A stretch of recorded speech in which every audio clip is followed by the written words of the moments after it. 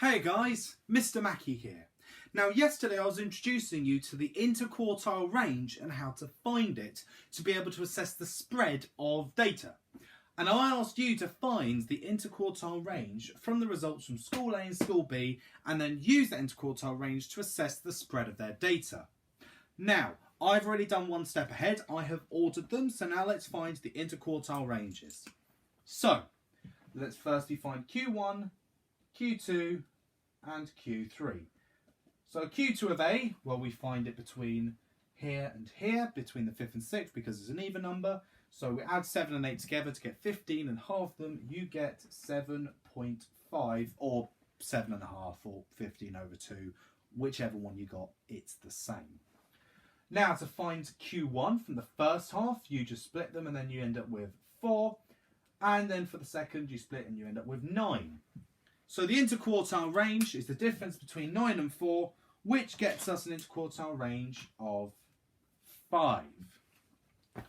Now let's find the quartiles in the interquartile range of B.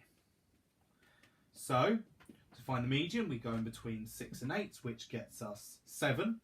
Then to find Q1, we find the median of that, which gets us 6. And Q2, we go there, Q3, sorry, we go there and we get 10. And we work out the interquartile range by subtracting them, and we end up with an interquartile range of 4. So School B is actually the more reliable, because when you take away the extremes and focus on the central 50%, we actually have a much lower spread than A. So B is the more consistent because the spread is smaller. So today we're going to be using the information we have obtained thanks to yesterday's video, which are the 3 quartiles, to represent them in a box and whisker plot. We'll get to the whiskers in a minute. Now the box plot actually represents the first quartile, the second quartile, aka the median, and the third quartile. And the whiskers we'll get to in just a second. Now I'm going to show you how to draw a box plot. Now I'm going to be doing it on my whiteboard. When you try it at home, get a bit of squared paper, because it's a bit nicer to lay on there, because I'll be honest, I don't think many people watching this video will have a big whiteboard in their bedroom, because they have better things to hang up, like posters. So I'm saying for anyone who is having a better life than I am, get yourself a bit of paper, get yourself a ruler, and let's get a box plot drawn. And I'm going to show you some data now, and this is the data we're going to be using to make our box plot. So, I have these set of numbers and I've ordered them. You're welcome.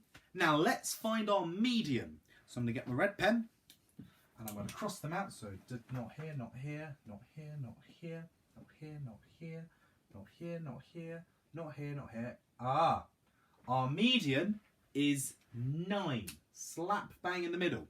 So what we're going to do is we're going to get our ruler, find 9 on the box plot, and we're going to line it up and we're going to draw a line to represent 9. Hey, that rhymes. Oh, cool.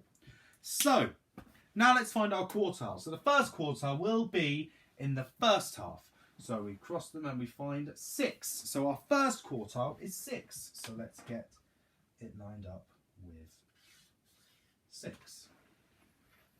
It doesn't matter if they don't exactly line up, because at the end of the day, as long as they indicate it's a 9 or 6, that's what matters. And now for our second quartile, it would be, well, 16. So we line it up. Done.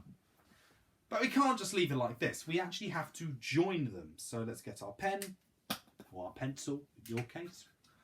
And let's join them like this. So line here. This pen now. There we go. Results. And then you do it up top as well, because once you've done all that, you will form a box. Box plot. Does it make sense now? So now that we have formed our box plot, because we've plotted our information here, we've plotted our quartiles and our median in a box, we can now add on the whiskers. Hence the term box and whisker plot. So what are the whiskers? The whiskers actually represent the highest and the lowest value. So in this case, our lowest value is 2, and our highest value is 21. So we get our line, we drew 21 here. So and our 2 is over here. And instead of drawing the lines down here to make another box, we are going to draw the lines across. They start from the centre, they work their way across, because once you have done them, they will look like, let me just rub that a little bit out. They will look like whiskers. And that is how you draw a box and whisker plot.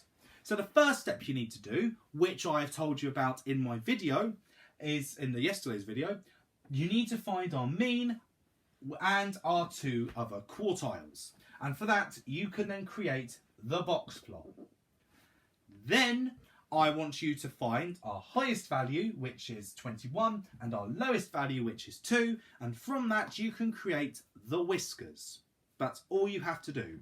So basically, watch yesterday's video and be good with a ruler and a pencil. Simple as. Now, here is your challenge. So your challenge is this. I want you to find a set of 7 numbers that can be represented with this box plot. So what does this whisker tell us? What does this whisker tell us?